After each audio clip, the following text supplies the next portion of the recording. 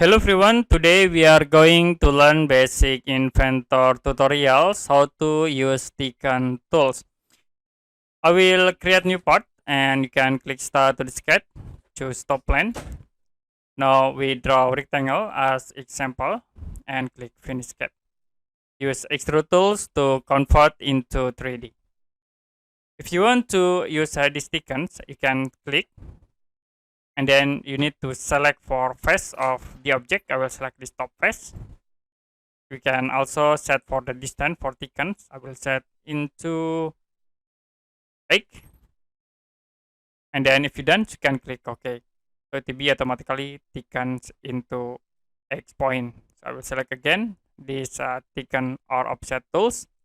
Select face of objects. You also can choose inside in it or choose outside. This is for automatic bendings. And then I will inside. Now I will choose this cut option and you can click OK. So to be automatically cut the object. I will select again at this face, click at thickens.